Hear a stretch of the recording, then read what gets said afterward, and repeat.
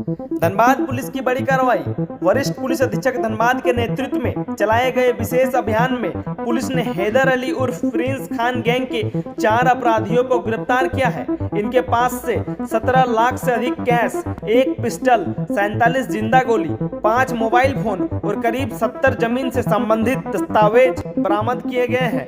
Prince Khan gang से जुड़े हुए कुछ लोग पकड़ाए थे जो किसी घटना को अंजाम दे रहे थे, लोगों को धमकी दे रहे थे। उन लोगों के पूछताछ के आधार पे, उन लोगों का जो कन्फेशनल स्टेटमेंट है उसके आधार पे, उन लोगों के द्वारा जो कुछ बातें बताई गई थी उसके आधार पे हमारी जो स्पेशल टीम है ऑर्गेनाइज्ड क्राइम के विरुद्ध, वो लगातार उस पर टेक्निकल इनपुट और मैनुअल इनपुट इकट्ठा कर रही थी। और उसके आधार पे कल लगभग 12 लोकेशन पे कल सुबह में रेड किया गया था। उसमें से 11 लोगों को पकड़ा गया था। बहुत सारे दस्तावेज कुछ जब्त किए गए थे। और जब स्पेशल टीम के द्वारा जो पुलिस अधीक्षक ग्रामीण और पुलिस अधीक्षक नगर के नेतृत्व में बनाई गई थी, इसमें बहुत सारे डीएसपी साहब लोग, इंस्पेक्टर साहब लोग, थाना प्रभारी लोग इन्वॉल्व थे।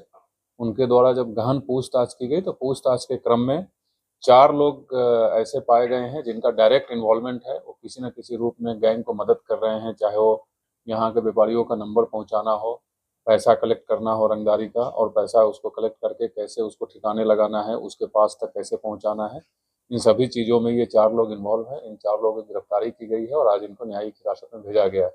इस पूरे प्रकरण के दौरान लगभग 17 लाख से अधिक कैश की बरामदगी की गई है।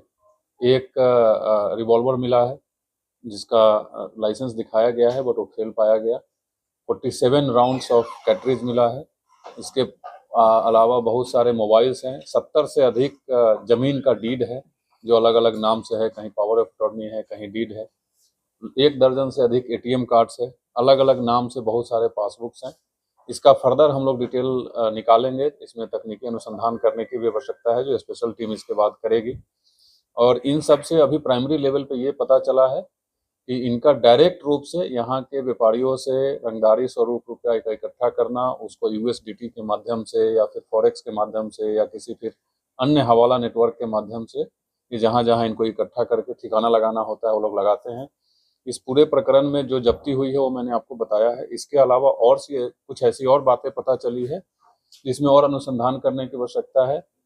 कुछ दिन पहले जो रांची में फायरिंग की घटना के बाद गिरोह के कुछ लोग पकड़ाए थे, जमशेदपुर में भी पकड़ाए थे, वहाँ जो बात उठ के आई थी कि हथियार का सप्लाई पाकिस्तान से होता है और इसमें जो नेटवर्क काम कर रहा है वो एंटी टेररिस्ट जो आतंक का फंड करते हैं लोग, उसमें भी कुछ पैसा लग रहा है। तो इस बिंदु का भी कुछ कुछ चीज़ इसमें समझ में आया है और हम लोग उस पर भी अनुसंधान कर रहे हैं कि कहीं ऐसा तो नहीं है मामला कि ये पैसा भी कहीं ना कहीं किसी न किसी आतंकी संगठन से जुड़ा हुआ है और टेरर फंडिंग किया जा रहा है। अगर ऐसी कोई बात होती है तो ये कंप्लीट देशद्रोह का मामला बनेगा। इस पे भी इस टीम को निर्देश दिया गया है कि इसका पूरा अच्छे तरीके से तहकीकात करें। इन लोगों के द्वारा कुछ और लोगों का नाम बताया गया है जो धनबाद के भी हैं, धनबाद के बाहर के भी हैं। कुछ व्यवसायियों का नाम बताया गया है जो डर के पैसा भी पहुंचाते हैं। हमारे पास बहुत सारी जानकारियां इकट्ठा हुई है, लगभग 100 से अधिक लोगों का नाम आया है। फर्दर उस पर टीम और आगे काम करेगी और जब आगे काम करेगी फिर से जो रिजल्ट आएगा वो आपके सामने बताएंगे। फिलहाल जो कल का रेड हुआ है उसमें इतना है। Thank you. नागालैंड का मामला है कि 6 चक्रीय पिस्तौल बरामद हुआ, नागालैंड का क्या कनेक्शन है? जैसे मैंने वही आपको बताया कि वो जब जब्त हुआ तो लाइसेंस दिखाया गया है, वो लाइसेंस फेल है। उसकी जो प्रक्रिया होनी चाहिए स्टेट से बाहर, क्योंकि झारखंड में वो पाया गया है, वो प्रक्रिया पूर्ण नहीं की गई है और इसलिए वो अवैध घोषित किया गया।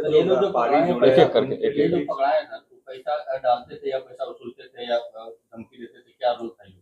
सब इसमें अलग अलग लोगों का अलग अलग रोल है और कोई स्पेसिफिक ऐसा नहीं कि एक आदमी एक ही काम करता है। इनका नंबर मुहैया कराने से लेकर के, पैसा उठाने से लेकर के, पैसा ठिकाना लगाना और अलग अलग माध्यम से जो गिरोह के मेंबर हैं, सदस्य हैं, या जो गिरोह का सरगना है जो भगोड़ा है अभी, उसके कहे अनुसार जहाँ भी बोला जाता था वहाँ लोग पैसा का ठिकाना लगाते हैं। इसका कुछ इन्वेस्टमेंट का भी पता चला है, बहुत सारे जमीन है जिसमें इन्वेस्टमेंट का पता चला है। एक रेस्टोरेंट भी चल रहा है झारखंड से बाहर, उसका भी हम लोगों को पता चला है। तो बहुत सारी ऐसी जानकारी मिली है जिस पे और अनुसंधान और इंक्वायरी करने की आवश्यकता है। बट ये काफ़ी एक बहुत ही बड़ी सफलता है इस गिरोह के विरुद्ध जो हम लोगों को हाथ लगी है। और इस रेड में जो अगेन मैं जो बता रहा हूँ कि जो जब्ती हुई है, जो गिरफ्तारी हुई है, इसके अलावा बहुत सारी ऐसी जानकारी मिली है जिस पे और अधिक काम करने की आवश्यकता है।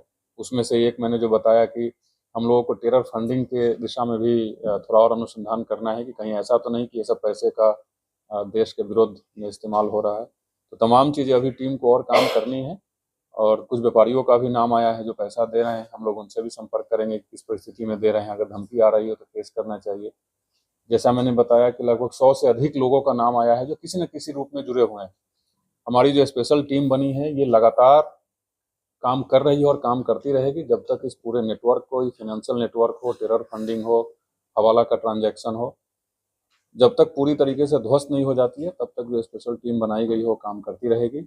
और अंत में अगेन मैं आप लोगों के माध्यम से तमाम लोगों को, धनबाद में जितने भी लोग हैं, मैं बताता हूं कि अगर किसी को कभी भी कोई मैसेज या कोई कॉल आता है किसी भी अपराधियों के द्वारा या आपराधिक गिरोह के द्वारा, इमीडिएटली पुलिस तक पहुंचाएं। पुलिस 24 घंटे आपके साथ है और मेरी जो टीम है वो किसी भी हद तक जा करके सुरक्षा प्रदान करना, सुरक्षा इंश्योर करना और आपकी मदद करने के लिए हम लोग तैयार हैं। जो रंगदारी वसूलने का प्रयास कर रहे हैं उनको एक चौन्नी भी नहीं दे किसी कीमत में। आप अपनी गाढ़ी कमाई से फोकट में उनको पैसा देते हैं जिससे उनका मन बढ़ जाता है। पूरे जनता से मेरा अपील है कि आप लोग एकजुट होइए, हमारा साथ दीजिए और इस तरीके के जितने भी टुटपुजिए क्रिमिनल्स हैं इनको हम लोग जड़ से खत्म कर देंगे आपके सहयोग से। 100 लोगों की ये सूची है, तो धनबाद के अलावा भी अन्य जिलों के भी ऑफ कोर्स धनबाद के बाहर के भी लोग हैं, बट वो सूची मैं अभी आपको डिटेल में बता नहीं सकता। सर, जब गैंग का सर गैंग सर धीरे धीरे बढ़ रहा है, कराची जमशेदपुर में विस्तार हो रहा है झारखंड में, तो सर उससे पहुंचने के लिए सर झारखंड पुलिस क्या करेगी? नहीं, ऐसा नहीं है। इसमें मैं एक चीज़ और आप लोगों को बताना चाह रहा हूँ कि आप लोगों से भी मेरा अनुरोध है कि इसको बहुत आप लोग ग्लोरीफाई मत कीजिए। ये सब बिल्कुल ही, मैं ऑन रिकॉर्ड कई बार बोला हूँ कि ये सब एकदम तुच्छे लुच्चे किस्म के लड़के लोग हैं। इनको आप लोग ग्लोरीफाई बिल्कुल मत कीजिए। इनका कोई नेटवर्क नहीं है। ये सब भोले भाले जो हमारे नौजवान साथी लोग होते हैं 18 साल, 20 साल, 22 साल के, वो लोग कभी कभी बहकावे में आकर के इस्तेमाल हो जाते हैं। वैसे लोगों को भी मैं अपील करता हूं, मैं लोगों के बीच जाकर के बात रखूंगा कि आप एकदम इस लुभावने ऑफर में मत आइए। तो वैसे लोग भटक रहे हैं। जहां रांची और जमशेदपुर की बात है या धनबाद के बाहर की बात है, तो कुछ ऐसे लोग हैं जो साथ में मिल करके वहां भी कुछ लोगों को धमकी दिए हैं। इसमें कोई ये सच्चाई है, बट ऐसा नहीं है कि नेटवर्क फैल रहा है। इनफैक्ट नेटवर्क काफी सिक्योर रहा है। और जो भी कहीं भी, आप रांची का देख लीजिए, जमशेदपुर का देख लीजिए, धनबाद का देख लीजिए, जो कोशिश किए हैं अपराध करने का उनको सजा मिली है। और मैं अगेन ऑन रिकॉर्ड बोल रहा हूँ, कोई भी अगर गैर कानूनी काम करेगा तो जिस तरीके से वो करते हैं उसी तरीके से उनको जवाब भी मिलेगा। सर, जो जमीन की कागजात वो क्या रंगदारी का पैसे से खरीदे गए, ऐसा कुछ? अभी तक जो मिला है, एक आदमी के घर में अगर 70 डीड मिलता है, डेफिनेटली उसकी जांच होगी, तो जांच होने के बाद आपको बताएंगे। इंडियन करेंसी की जगह सर दूसरा करेंसी का यूज किया जा रहा था, बिल्कुल। क्या करेंसी और क्या माध्यम से सर? अलग अलग तरीका होता है। वो फॉरेक्स ट्रांजैक्शन है कि जो रंगदारी स्वरूप पैसा जो वसूला जा रहा है वो इंडियन करेंसी में है और उसको जो ठिकाने लगाना है वो अलग अलग तरीके से लगाना है। तो उसकी एक अलग चैनल है।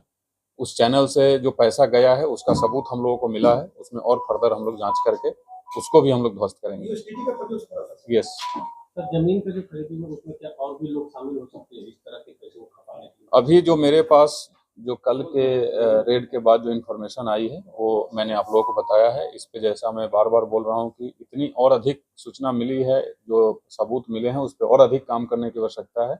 और फिर जैसे भी जो भी सफलता मिलेगी मैं आप लोगों को बताऊंगा। कुछ डिटेल्स है जो अभी बताना ठीक नहीं है हम लोगों के।